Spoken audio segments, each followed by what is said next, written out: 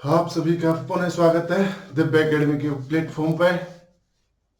आज हम पुनः प्रस्तावना को पढ़ेंगे।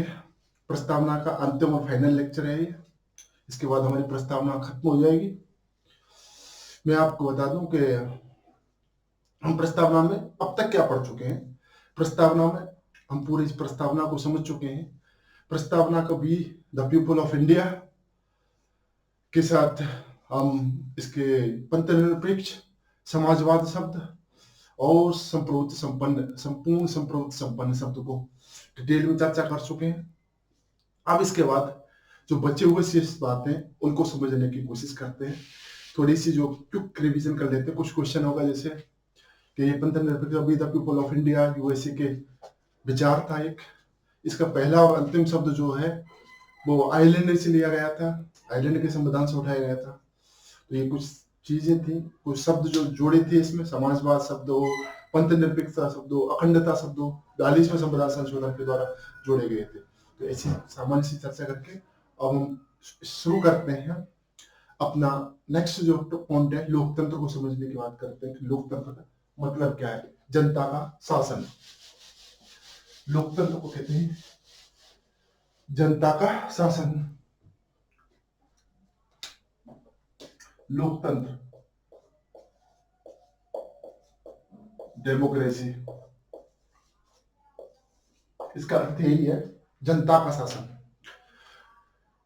अमेरिका में के जो अब्राहम लिंकन साहब हुए थे वो कहते जनता के द्वारा जनता के लिए जो शासन है वो ये असल में डेमोक्रेसी है। वैसे इसका सामान्य अर्थ तो यही कहते हैं कि जनता का शासन।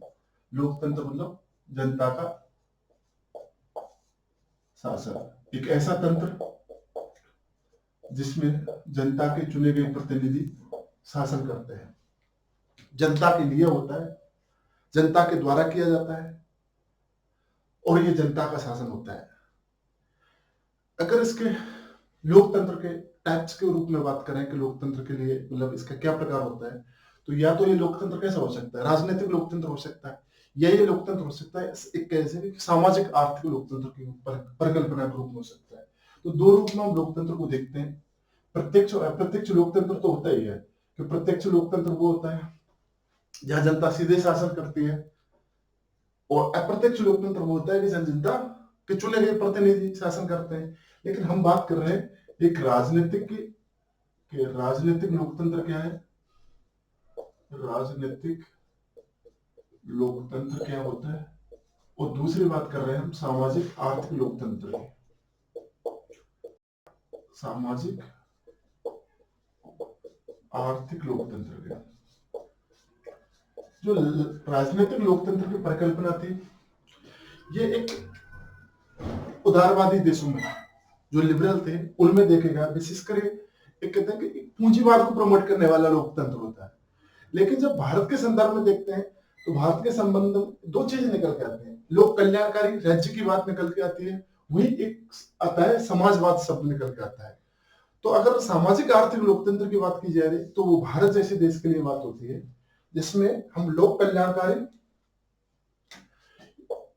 भारत जैसे देश के बारे में सामाजिक आर्थिक लोकतंत्र की बात की जाती है, और जो पूंजीवादी जो अर्थव्यवस्था देश में राजनीतिक लोकतंत्र की बात की जाती है। इसमें सामाजिक आर्थिक लोकतंत्र में समाजवाद की बात हो, जन कल्याणकारी लोकतंत्र की बात हो, और जब ये रूप आगे बढ़ने लगता है तो ये जनवादी लोकतंत्र का रूप धारण कर लेता है। तो इसमें मोटा मोटा यही कि जनता का शासन है, जो जनता के द्वारा किया जाना है, जनता के लिए है और जनता का शासन होता है, वही लोकतंत्र कहलाता है। बाद में नेक्स्ट बात आती है गणराज्य। हम गणराज्य बने थे 26 जनवरी 1950 को। गणराज्य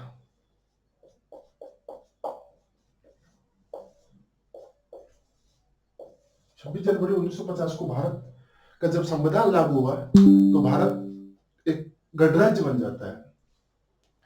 अब गणराज्य का मतलब ये है कि हमारा जो राष्ट्राध्यक्ष है, इसका अर्थ यही है कि हमारा जो राष्ट्राध्यक्ष है वो जनता का चुना गया प्रतिनिधि होगा। हमारा जो राष्ट्राध्यक्ष है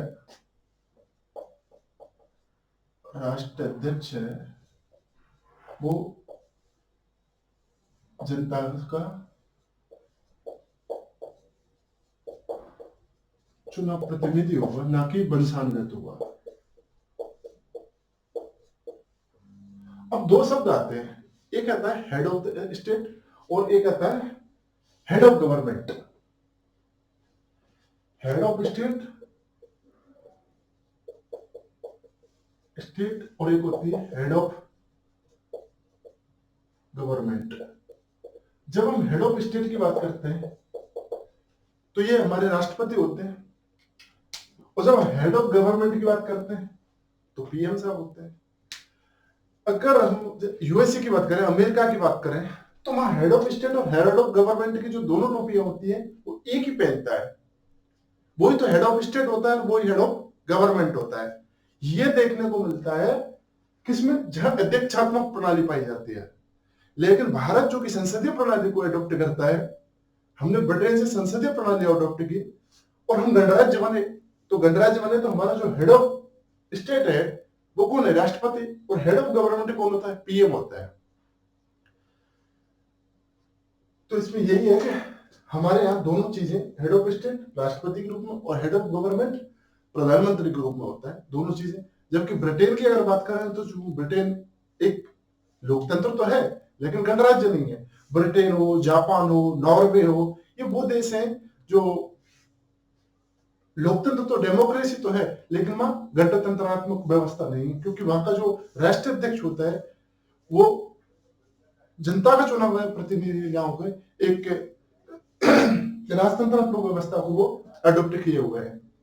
लेकिन भारत ने अपना जो राष्ट्राध्यक्ष है भारत का, वो जनता का चुना गया प्रतिनिधि होता है। ये पद वंशानुगत नहीं होता है, इसलिए हम गणराज्य है। एक तो इसका ये अर्थ होता है, एक इसका अर्थ ये भी ले लिया जाता है कि यहाँ पर सभी नागरिक समान होंगे। गणराज्य का मतलब यह है, एक अर्थ तो ये कहते हैं कि यहाँ का राष्ट्रपति होता है उसका पद वंशानुगत नहीं होगा, जो हेड ऑफ स्टेट होगा। दूसरी बात ये भी इसका अर्थ लगा लिया जाता है कि सभी नागरिक क्या होंगे, समान होंगे, तो सभी पदों पर सभी नागरिक बिना भेदभाव के निर्वाचित होंगे, सभी नागरिक समान होंगे। इसका एक अर्थ ये भी लगा लिया जाता है कि सभी नागरिक समान होंगे, सभी नागरिक समान होंगे, तथा किसी भी किन्हीं पदों पर इनका जो निर्वाचित होंगे, सार्वजनिक पदों पर ये निर्वाचित होंगे, सार्वजनिक पदों पर इनका जो निर्वाचन होगा वो बिना भेदभाव के होगा, बिना भेदभाव के होगा। गणराज्य में हमने दो चीजें समझने की कोशिश की, एक तो ये समझने की कोशिश की राष्ट्राध्यक्ष का पद कैसे होता है, और एक इसका दूसरा अर्थ समझने की कोशिश की, दूसरा अर्थ क्या होता है, हेड ऑफ स्टेट और हेड ऑफ गवर्नमेंट। उम्मीद है अच्छे से इस बात समझ में आ गई होगी कि हेड ऑफ स्टेट कौन होता है, हेड ऑफ गवर्नमेंट होता है। जो हेड ऑफ गवर्नमेंट स्टेट होता है वो कैसा होता है, जनता का चुना हुआ प्रतिनिधि होता है, कैसा होता है, ये हमने अच्छे से इसको समझ लिया। इसके बाद जो हमारी प्रस्तावना की जो पहली लाइन में जो संपूर्ण प्रभुत्व संपन्न समाजवाद, पंथनिरपेक्ष, लोकतंत्र और गणराज्य, ये शब्द थे, इनकी हमने डिटेल चर्चा कर ली।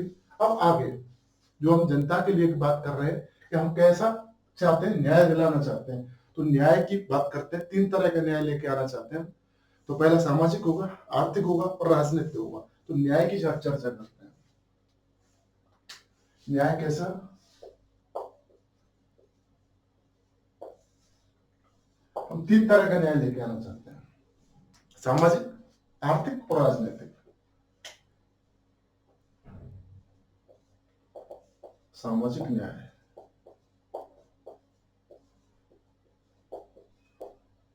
आर्थिक न्याय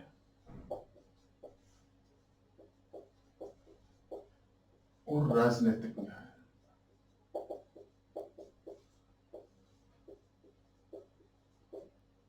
जब हम सामाजिक न्याय की बात करते हैं तो सामाजिक न्याय का मतलब है कि हम किसी भी तरह का कोई भेदभाव नहीं करेंगे, किसी भी तरह का कोई किसी के साथ लोगों के बीच अंतर करके नहीं देखेंगे। मतलब सोशली रूप से सभी लोग क्या होंगे, समान होंगे, तभी तो हम सामाजिक न्याय लेके पाएंगे। और इसकी परिणति आर्टिकल 17 और 18 जहां उपाधियों का अंत कर दिया जाता है और 17 जहां अस्पृश्यता की बात की जाती है कि अस्पृश्यता नहीं होगी, तभी हम सामाजिक न्याय की स्थापना कर सकते हैं। वही अगर हम आर्थिक न्याय देखें तो आर्थिक न्याय हमारे जो नीति निर्देशक तत्व है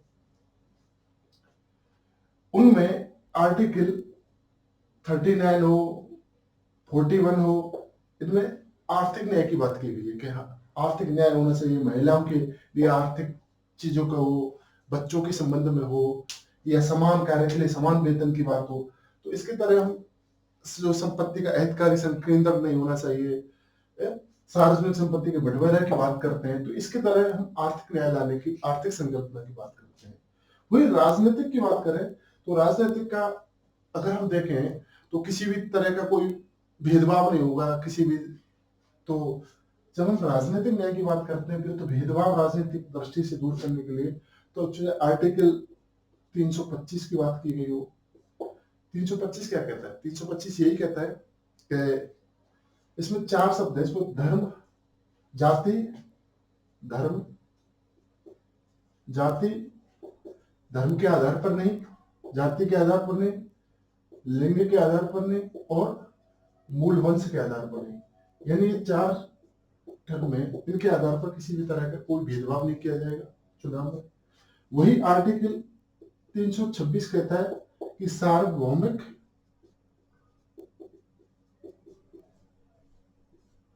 वयस्क मताधिकार लेके आएंगे,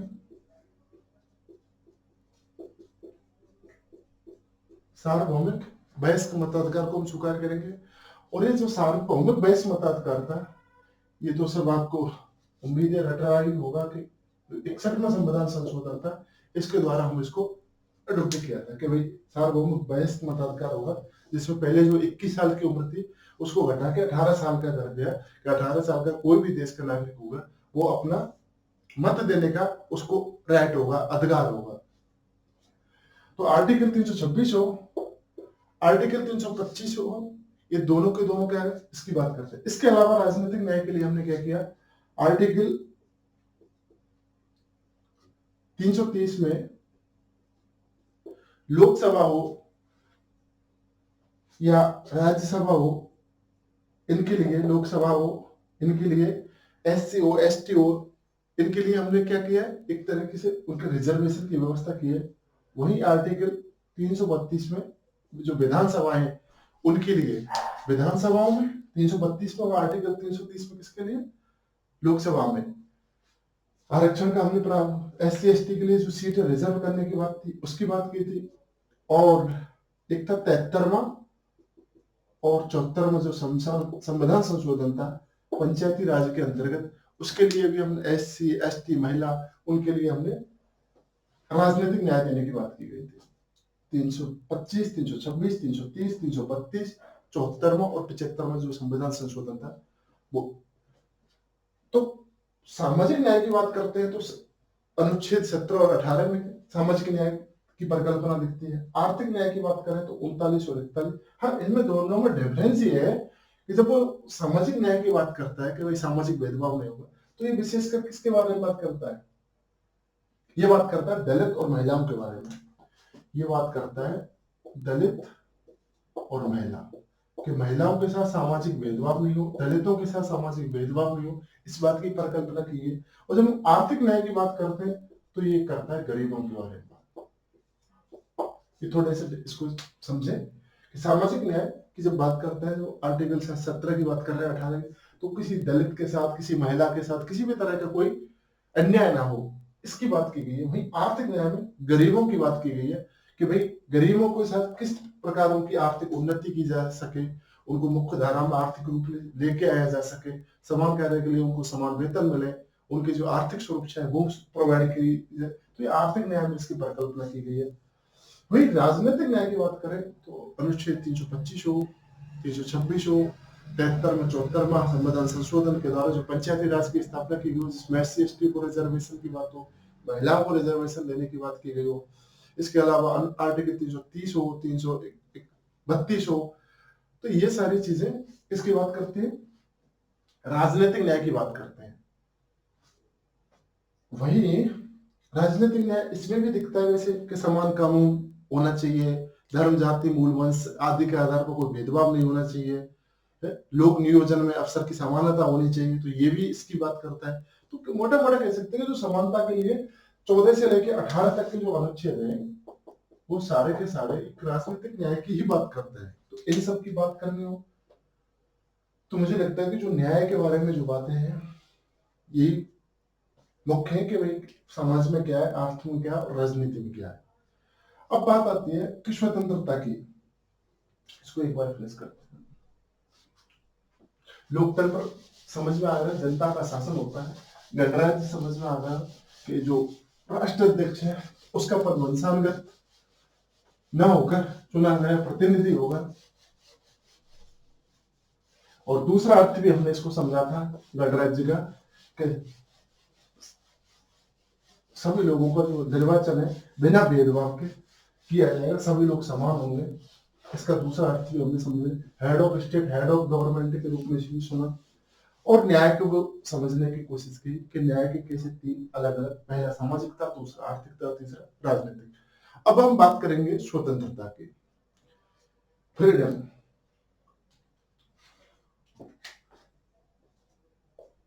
स्वतंत्रता 5 तरह की हमने स्वतंत्रताएं पढ़ी थी। कितनी तरह की? 5 तरह की। 5 तरह की स्वतंत्रताएं पढ़ी थी। सबसे पहले हमने यही समझा था कि जब हमारे मस्तिष्क में पहले विचार आता है तभी तो हम उसकी अभिव्यक्ति कर पाते हैं। जब तक मस्तिष्क में विचार नहीं आएगा तब तक हम उसकी अभिव्यक्ति कैसे? जब हमें कोई विश्वास होगा जब भी हम किसी धर्म को अपनाएंगे, और जब किसी धर्म को अपना लेंगे तो उसकी उपासना करने लगेंगे। तो ये एक क्रम रूप में कि हम कैसे 5 जो वर्ड है किसके बारे में? स्वतंत्रता। कौन सी स्वतंत्रता हम चाहते हैं उनके बारे में।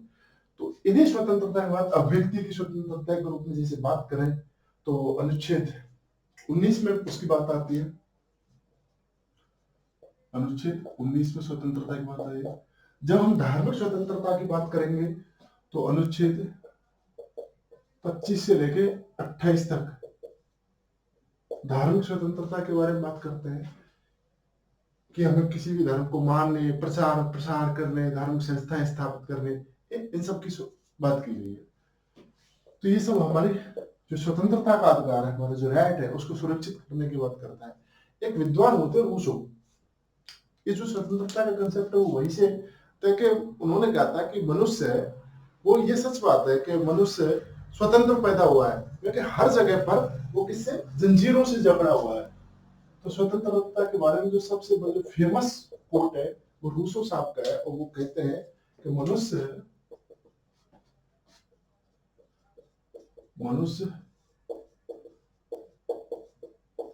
स्वतंत्र पैदा हुआ है,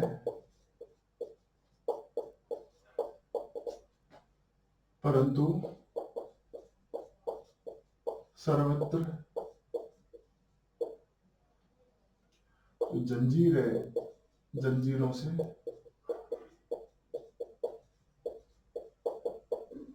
जकड़ा हुआ है। और इन्हीं जंजीरों को तोड़ के आजाद होने की बात करते हैं, स्वतंत्र होने की बात करते हैं कौन? रूसो साहब। यही कंसेप्ट जब आगे बढ़ा तो फ्रांस की क्रांति होती है, और फ्रांस की क्रांति में जो लिबर्टी फर्टर्निटी की बात होती है तो उसमें फ्रांस का संविधान भी बाद में लिखा जाता है, और फ्रांस के बाद में हमने आगे बढ़ के इसी स्वतंत्रता के विचार को हमने अडॉप्ट किया था, और हमने तय किया था कि व्यक्ति को विचार की हो, अव्यक्ति की हो, किसी भी धर्म की हो, उसकी उपासना की हो, उसकी फेथ की, विश्वास की बात हो, इस सब की उसकी स्वतंत्रता होनी चाहिए।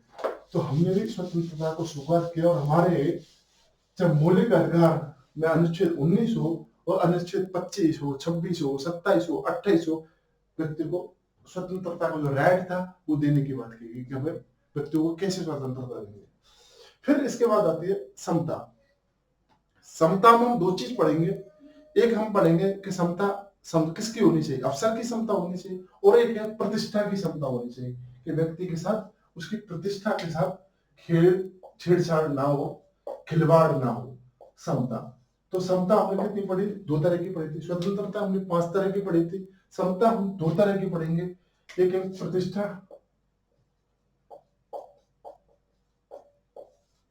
और दूसरा है अफसर की क्षमता। जब हम प्रतिष्ठा की बात करते हैं तो प्रतिष्ठा कहां पर है? चाहे अनुच्छेद 17 हो जिसमें अस्पृश्यता का की बात की गई कि किसी के साथ अस्पृश्यता का व्यवहार नहीं किया जाएगा। जब हम अस्पृश्यता का व्यवहार नहीं करेंगे तभी हम उस व्यक्ति की जो प्रतिष्ठा है उसको स्थापित कर सकते हैं। और आर्टिकल 17 में अस्पृश्यता करके और 18 में उपाधियों का अंत करके कोई व्यक्ति उपाधियों का प्रयोग नहीं करेगा, अपने अपने आप को अलग नहीं करेगा, सभी लोग समान होंगे। इसी की जब समानता की बात आएगी तभी हम लोग जो दूसरे की प्रतिष्ठा है या किसी अन्य व्यक्ति की प्रतिष्ठा है उसको हम स्थापित कर पाएंगे। और भाई अफसर की समानता है तो अफसर की समानता को हम 3 रूप में देख सकते हैं कि समता किसमें, अफसर किसमें, कि नागरिकों की क्षमता हो, राजनीतिक क्षमता हो, आर्थिक क्षमता हो। अगर इसके रूप में हम इसको अलग तरीके से 3 रूपों में इसको समझ सकते हैं कि जो क्षमता होगी कि नागरिक क्षमता कैसे लेके आएंगे, नागरिकों की क्षमता कैसे लेके आएंगे, फिर बात करें आर्थिक क्षमता कैसे लेके आएंगे और राजनीतिक क्षमता कैसे लेके आएंगे, राजनीतिक क्षमता कैसे लेके आएंगे, क्षमता और एक है आर्थिक क्षमता।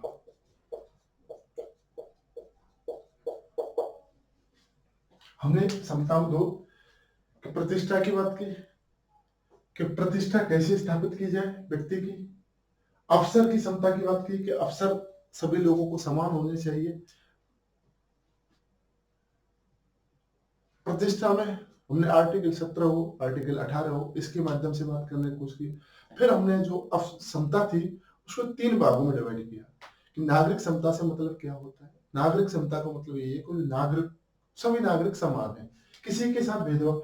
अगर हम हमारे मौलिक अधिकार देखें तो नागरिक क्षमता के बारे में बात है आर्टिकल 14 जो कहता है कि सभी लोगों के साथ कानून समान व्यवहार करेगा, किसी के साथ कानूनी रूप से सभी कानून के पर समान है, समान संरक्षण मिलेगा। 15 वो धर्म, जाति, मूल वंश, लिंग, इसके आधार पर कोई भेदभाव नहीं होगा। लोक नियोजन में अफसर की समानता होगी, अस्पृश्यता नहीं होगी, उपाधियों का अंत। तो ये सभी नागरिकों को क्षमता की ही तो बात कर रहे हैं सारे आर्टिकल्स। 14 से लेकर 18 तक जाए तो सब नागरिकों की क्षमता की बात करें। वही अगर राजनीतिक क्षमता की बात करें तो राजनीतिक क्षमता चाहे आर्टिकल 325 हो, 326 हो। जब हमने 325 स्थापित किया तो अभी हमने देखा था कि धर्म के आधार पर, लिंग के आधार पर, जाति के आधार पर या मूलवंश के आधार पर, टोटल 4 बातें हैं इनके आधार पर कोई भेदभाव नहीं किया जाएगा।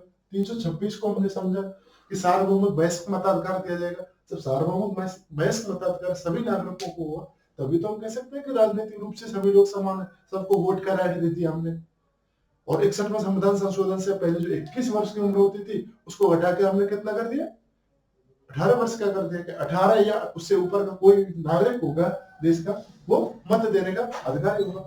अब हम आर्थिक क्षमता की बात करते हैं तो आर्थिक क्षमता की अनुच्छेद 39 हो, 41 हो या 16 में भी लोक नियोजन की बात की गई है तो आर्टिकल 16 हो, 39 हो, 41 हो, यानी इनके अंतर्गत आर्थिक क्षमता की बात की गई है।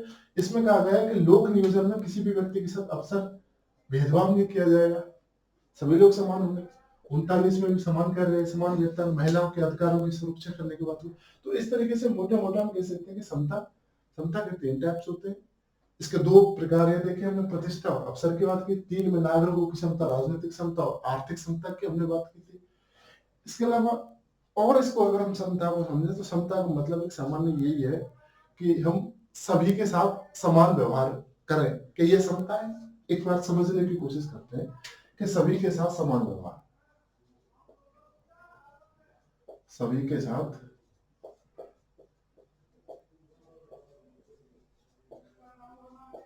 समान व्यवहार।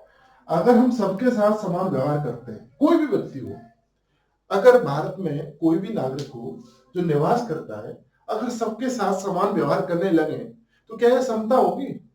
नहीं, ये समता नहीं हो सकती। क्योंकि कई लोग ऐसे होंगे जो बिल्कुल निचले स्तर पर होंगे, दलित होंगे, शोषित होंगे, वंचित होंगे। कई के अधिकार ऐसे होंगे जो छीन लिए गए होंगे। कई को मुख्य धारा में लाने के लिए उनको सहारे की जरूरत होगी, उनको अपलिफ्ट करने की आवश्यकता होगी।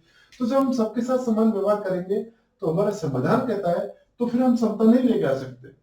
समता के लिए जरूरत है कि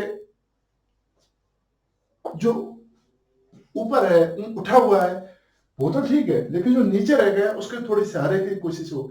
इसलिए जरूरत होती है कि हम जो असमान है उसके साथ, ये समता नहीं है। समता क्या है कि जो असमान है, असमान के साथ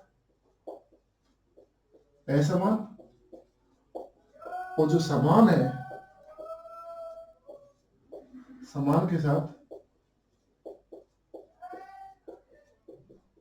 समान व्यवहार। जो असमान है उसके साथ असमान, और जो समान है उसके साथ समान व्यवहार करें, तभी हम समता को लेके आ सकते हैं। तभी ये जो समता है ये स्थापित हो सकती है। तो समता में प्रतिष्ठा और अवसर की समानता को समझने की कोशिश की। हमने ये समझा कि क्या समान के साथ समान व्यवहार करके हम समता ला सकते हैं कि नहीं ला सकते। ये समता तभी आएगी जो असमान के साथ हम असमान कुछ ऐसा करें कि ताकि उसको आगे लेके आया जा सके, और वही जो समान है उसके साथ समान व्यवहार करें, तभी हम कह सकते हैं कि ये समता स्थापित की जा सकती है। हमने स्वतंत्रता समझा, इक्वलिटी समझी, फ्रीडम समझा। अब हम फर्टिलिटी समझने की कोशिश करते हैं, बंधुता को समझने की कोशिश करते हैं कि बंधुता का मतलब आखिर है क्या। इसको एक बार मैं फिनिश करता हूँ।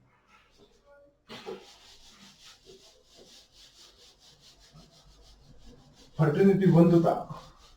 बंधुता के लिए ये कहा गया था कि हम व्यक्ति की गरिमा और देश की एकता और अखंडता। व्यक्ति की गरिमा, क्योंकि जब तक हम व्यक्ति की गरिमा को स्थापित नहीं करेंगे, व्यक्ति की गरिमा की सुरक्षा नहीं करेंगे, तब तक बंधुता लाना मुश्किल है, संभव ही नहीं है। बंधुता, फर्टिलिटी। फर्टिलिटी के लिए दो शब्दों की बात की गई। एक है व्यक्ति की गरिमा,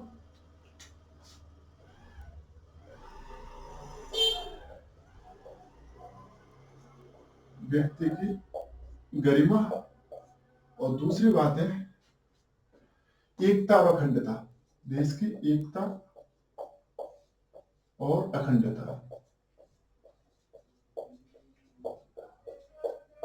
देश की एकता और अखंडता। व्यक्ति की गरिमा, इसका मतलब यही है कि जो कोई भी व्यक्ति हो इस देश में जो निवास कर रहा है, वो व्यक्ति है, उसकी अपनी एक गरिमा है। उस गरिमा की सुरक्षा होनी चाहिए, उस गरिमा की रक्षा होनी चाहिए। उस व्यक्ति को ऐसा लगना चाहिए कि वो गरिमापूर्ण जीवन जी रहा है। जब आगे हम अनुच्छेद 21 पढ़ेंगे, सॉरी, तो हम देखेंगे कैसे गरिमापूर्ण जीवन जीने के लिए कैसे एक बात भी हुआ था गोपालन केस के बाद में, मेनका गांधी विवाद हुआ था, उसमें गरिमा की बात करेंगे अच्छी तरीके से डिटेल में। लेकिन यहाँ तो यही समझते हैं कि जो व्यक्ति की गरिमा है, जब तक हम व्यक्ति की गरिमा को स्थापित नहीं करेंगे, तब तक हम देश के लोगों को एकजुट नहीं कर सकते। क्योंकि एकता लाना और फिर देश की अखंडता की बात करना, ये तभी संभव है जब हम लोगों के बीच में ये विश्वास बहाली करें कि उनकी जो गरिमा है वो सुरक्षित है। सोच के देखो कि जब हम एकता की बात करते हैं, तो एकता के लिए हम सभी लोगों को कहते हैं कि आओ भाई, सब देश के नागरिक हैं, सब देश के लिए एक भावना रखें, एकजुट हो जाए, मिलके रहें, मिलके आगे बढ़े। क्या संभव है क्या? अब किसी हाशिए पर खड़ा हुआ आदमी अपने आप को कनेक्ट ही नहीं कर पा रहा है, वो जोड़ ही नहीं पा रहा है। कहीं कोई एक धर्म का नागरिक आता है और ऐसे नारे लगा रहा है जो दूसरा जो समाज है वो अपने आप को ऐसा महसूस करे कि हम तो इसमें मतलब इन लोगों से जुड़े हुए नहीं है, या ऐसी नारेबाजी की जा रही है जो कि थोड़ी प्रोवोकिंग टाइप की है, प्रोवोक करने की कोशिश की जा रही है। तो जब कोई ऐसी गतिविधियां होंगी, एक्टिविटी होंगी, ऐसी नारेबाजी होंगे, तो उसको नुकसान तो एकता और अखंडता को ही होनी है देश को। जब एकता ही भंग हो जाएगी तो कहाँ तो उस व्यक्ति के घर में रही और कहाँ एकता। ये तभी संभव है अगर हम कहते हैं कि आ जाओ सभी भाई बंधु एकजुट हो जाओ, देश के लिए, देश को आगे लेके जाना है। इसकी एकता तभी संभव है जब हम उस व्यक्ति की गरिमा की रक्षा करें। व्यक्ति को महसूस होना चाहिए कि हाँ, ये देश मेरा है और हम सभी मिलके रहते हैं, मिलके आगे बढ़ते हैं। जब ये विचार व्यक्ति के मन में आएगा, व्यक्ति में गरिमा की स्थापना होगी, उसकी गरिमा की सुरक्षा होगी, तभी वो व्यक्ति देश की एकता और अखंडता की बात करेगा। अगर हम बात करें कि देश की एकता और अखंडता के लिए हमारे संविधान में कहाँ कहाँ इसके प्रोविजन देखने को मिलते हैं, तो प्रोविजन के रूप में कह सकते हैं कि अनुच्छेद 19(2), इसमें प्रतिबंध लगाने की बात की गई वाक एवं अभिव्यक्ति की स्वतंत्रता पे। 19(3) हो, 19(4) हो, इसमें एकता अखंडता शब्द की झलक देखने को मिलती है। इसके अलावा जो शपथ होती है, विभिन्न तरह की जो शपथ होती है, उन शपथों में भी अखंडता, जब कोई मंत्री में शपथ लेता है तो वो अपनी शपथ में बोलता है कि मैं देश की अखंडता को बनाए रखने अक्षुण्ण रखूंगा। तो शपथों में भी हमारे जो संविधान में अखंडता शब्द सुनने को मिलता है। व्यक्ति की गरिमा और देश की एकता और अखंडता। व्यक्ति की गरिमा का मतलब है ये एक व्यक्ति पर आधारित है, और देश की एकता अखंडता ये सामाजिक बात है। जब व्यक्ति की बात है तो ये किसकी बात कर रही है? व्यष्टि की बात कर रही है, और जो समाज है ये समष्टि की बात कर रहा है। यानी कि मोटे मोटे ये कह सकते हैं कि अगर दोनों चीजों को जोड़ने की अगर हमारे प्रस्तावना में कहीं बात की, व्यक्ति को और समाज को, तो वो एक फर्टर्निटी बंधुता में ही है। बाकी सारे जो अधिकार है, राजनीतिक अधिकार देने की बात की जा रही हो, स्वतंत्रता की बात की जा रही हो, तो हम व्यक्तिगत रूप से बात कर रहे हैं कि हमें व्यक्ति को विचार की स्वतंत्रता देनी चाहिए, व्यक्ति को अपनी अभिव्यक्ति की स्वतंत्रता देनी चाहिए, व्यक्ति को उसकी उपासना की स्वतंत्रता मिलनी चाहिए। जब हमने समाजवाद पढ़ा तो समाजवाद में ये सार्वजनिक रूप से बात करें तो वो टोटल सामूहिक समाजवाद किसकी, समूह की बात कर रहा था, सार्वजनिक संपत्ति के वितरण की बात कर रहा था, उत्पादन के साधनों और उनके वितरण को सामूहिक रूप से होना चाहिए। तो वो सामूहिक, तो कहीं व्यक्ति की बात की जा रही थी, कहीं समाज की बात की जा रही थी, लेकिन बंधुता एक ऐसा जो टर्म थी, फर्टिलिटी एक ऐसी टर्म थी हमारे भारतीय संविधान में जो कि टोटल ये बात करती थी कि इसमें व्यक्ति भी है और इसमें समाज भी है, और जब हम दोनों को जोड़ेंगे तभी हम बंधुता को देश में लेके आ पाएंगे। व्यक्ति और समाज दोनों कनेक्ट होगा, व्यक्ति की गरिमा भी होगी, और जो समाज है, जो देश है, उसकी एकता और अखंडता तभी सुरक्षित हो पाएगी जब ये दोनों एक दूसरे से कनेक्ट करेंगे। अब डॉक्टर अंबेडकर साहब ने कहा था कि स्वतंत्रता, बंधुता और समता। अंबेडकर साहब ने कहा था कि स्वतंत्रता, समता, स्वतंत्रता, समता और बंधुता, इनको उन्होंने यूनियन ऑफ ट्रिनिटी बोला था। Union of Trinity. वो कौन से? समता, बंधुता और स्वतंत्रता। इन तीनों को डॉक्टर अंबेडकर साहब ने ट्रिनिटी शब्द बोला था। जहां बंधुता की बात कर रहे थे तो बंधुता हम दोनों शब्द व्यक्ति और समूह की बात की जा रही थी, स्वतंत्रता हम व्यक्तिगत स्वतंत्रता की बात कर रहे थे, और समता की जो बात कर रहे थे तो हम नागरिकों की समता हो, आर्थिक समता हो, इसकी हमने यहाँ पे बात की थी। स्वतंत्रता ये पूंजीवाद में ज्यादा दिखता है, समता ये समाजवाद में ज्यादा दिखता है। इसी हम इसके बारे में एक सामान्य चर्चा कर सकते हैं, बंधुता। लेकिन दिमाग में ये रखना है कि व्यक्ति और समाज को जोड़ने का जो काम करता है हमारी प्रस्तावना में, तो वो बंधुता ही है। बिना बंधुता के देश में एकता और अखंडता संभव नहीं है। एक टर्म और आती है, अर्नेस्ट मार्कर साहब थे, उन्होंने, अर्नेस्ट मार्कर साहब थे, उन्होंने कहा था कि इसको सहकारिता बोला था। बंधुता को उन्होंने क्या बोलते हैं, सहकारिता का सिद्धांत दे दिया था कि ये सहकारिता, ये वही अर्नेस्ट मार्कर थे जिनकी बुक की शुरुआत, भारत की जो प्रस्तावना की पहली लाइन है उसमें किस बात होती है, उन्होंने सोशल एंड पॉलिटिकल थ्योरी नामक उनकी जो बुक थी अर्नेस्ट मार्कर साहब की, उसकी शुरुआत भारत की जो पहली प्रस्तावना की पहली लाइन है उसके we the people of India, उसी के साथ उनकी बुक की शुरुआत होती है। और उन्होंने कहा था कि जो फर्टिलिटी है, बंधुता है, उनको उन्होंने भारतीय प्रस्तावना की फर्टिलिटी को सहकारिता सिद्धांत के नाम देके बोला था। अब एक शब्द बचता है इसमें, अखंडता वाली बात जो हमने यहाँ पे कर ली कि 19(2), 19(3), 19(4), इसमें इसकी जिक्र की गई। वही जो शपथ है, इसकी जो तीसरी अनुसूची है उसमें अखंडता की बात की गई। तो इस तरह हमने सारे के सारे जो प्रस्तावना में जो वर्ड थे उनको समझा कि प्रस्तावना में क्या क्या कहा गया है। अब हम लास्ट और फाइनल चर्चा प्रस्तावना पर अपनी जो चर्चा है उसको वाइंड अप करते हैं। बस एक बात ये समझ लेते हैं कि प्रस्तावना के बारे में कौन कौन से वाद हुए थे, तो उस वाद में जो ये कही गई है कि प्रस्तावना वाद योग्य है नहीं है, हमारे संविधान का अभिन्न हिस्सा है नहीं है, इस बात को हम समझने की कोशिश करते हैं। तो पहला वाद होता है बेरूवाड़ी वाद। बेरूवाड़ी वाद में कुछ बात को हम समझ रहे हैं, उसमें ये समझने की कोशिश करते हैं कि हमारी जो प्रस्तावना के बारे में उनकी क्या बात थी। जो बेरूवाड़ी बात था, ये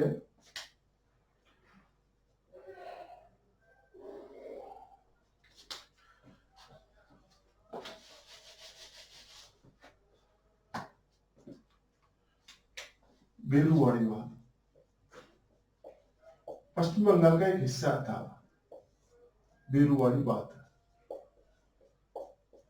1960 बेरूवाड़ी बात में कहता है कि उस हिस्से के बारे में एक वाद था और उसी के बारे में एक जजमेंट आया था। बाद में उन्होंने कहा था कि ये संविधान का हिस्सा नहीं है। उन्होंने साफ कह दिया कि ये संविधान का हिस्सा, प्रस्तावना हमारे संविधान का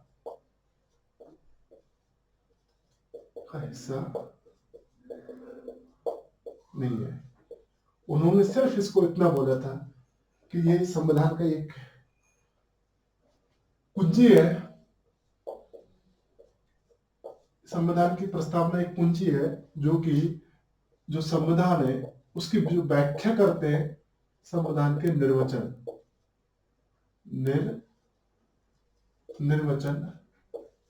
संविधान का निर्वचन करने में हमारी मददगार होगी, काम आएगी।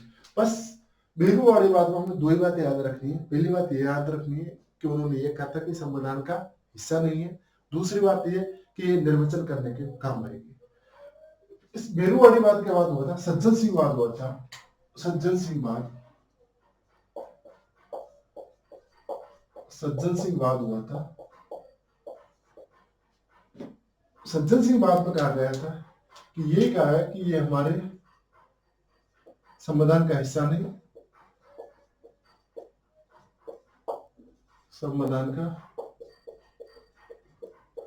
हिस्सा नहीं, वही ये हमारे जो संविधान निर्माता है उनके मस्तिष्क की उपज है। जो संविधान निर्माता है, निर्माताओं के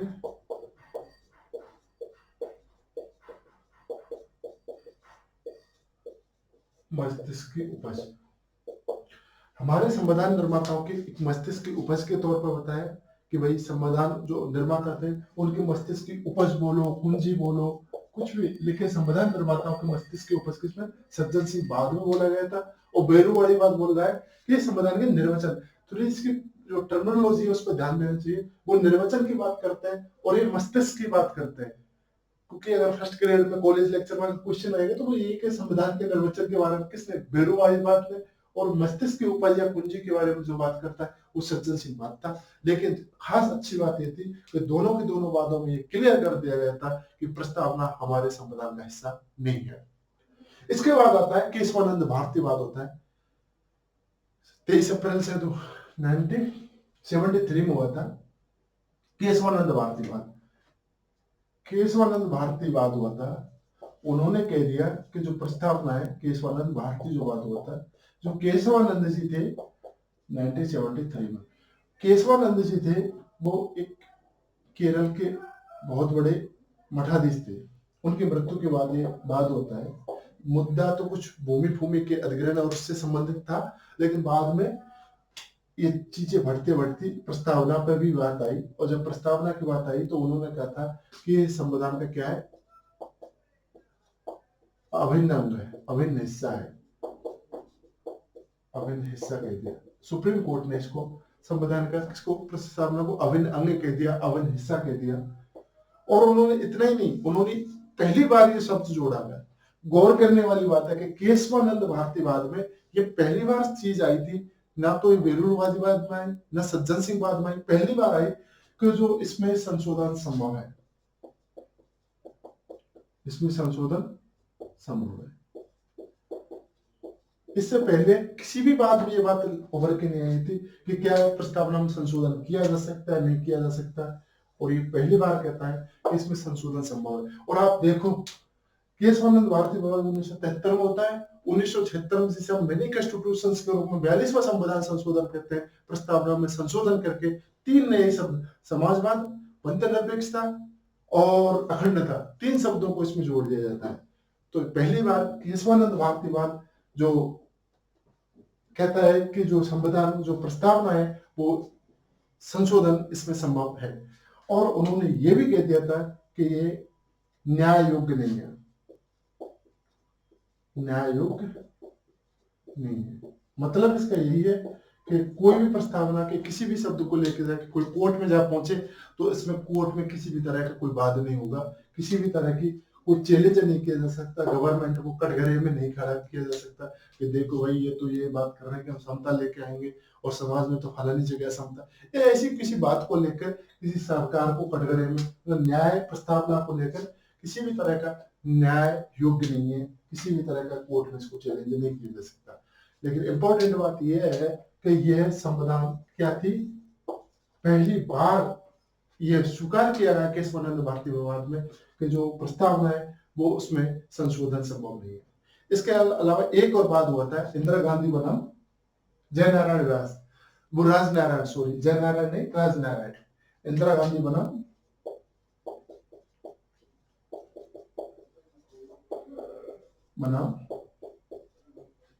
राजनारायण।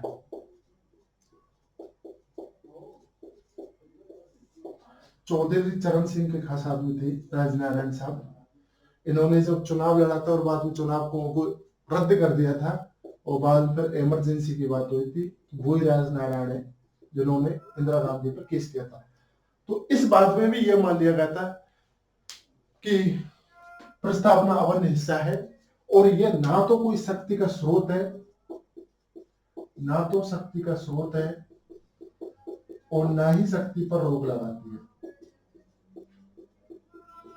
ये दोनों बात जो पहली बार आई थी वो इंदिरा गांधी बनाम राजनारायण बाद में आई थी कि ना तो प्रस्तावना हमारी कार्यपालिका हो, विधायक का हो, इसको ना तो किसी भी तरह की शक्ति देती है और ना भी किसी भी तरह की रोक लगाती है।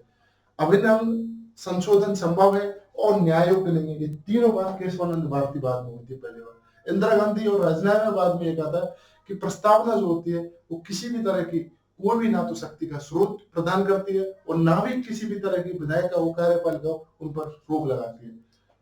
और एक LIC बात हुआ था, LIC बात 1995 में उन्होंने भी ये कह दिया था कि ये संविधान का क्या है, एक आंतरिक हिस्सा है, कि आंतरिक हिस्सा बोल दिया था उन्होंने कि आंतरिक हिस्सा है। केशवानंद भारतीवाद कहता है कि अभिन्न अंग है, केशवानंद भारतीवाद कहता है कि ये अभिन्न हिस्सा है, अभिन्न अंग है, और LIC बात 1995 कहता है कि आंतरिक हिस्सा है। किसी भी तरह की शक्ति पर ना रोक लगाती है ना किसी भी तरह की शक्ति देती है। ये इंदिरा गांधी बात बनाम राजनारायण बात कहता है। केशवानंद भारतीवाद 3 बात थी, अभिन्न अंग बताया था, जो इससे पहले बीरूवादी बात और सज्जन सिंह बात उनमें अभिन्न हिस्सा नहीं बताया जाता है। पहली बार केशवानंद भारतीवाद में बताया गया, लेकिन ये भी बात स्वीकार की गई कि जो हमारी प्रस्तावना है इसमें संशोधन किया जा सकता है, लेकिन ये न्याय योग्य नहीं है। इस तरीके से जो मोटे मोटे जो प्रस्तावना के बारे में कौन से बात हुए थे, किस बात में क्या बोला गया था, मुझे लगता है कि आपको बहुत अच्छे से समझ में आया होगा और उम्मीद है कि इस तरीके से आपकी जो प्रस्तावना है ये भारतीय संविधान की यही खत्म हो जाती है, पूरी कंप्लीट हो जाती है। हमने कोशिश की कि अच्छे से अच्छे हम आपको प्रस्तावना समझा पाए और आप जब इसको सुनेंगे तो आप डेफिनेटली आपको बहुत कुछ नया सुनने को समझने को मिलेगा। और इसी के साथ आप सभी का धन्यवाद।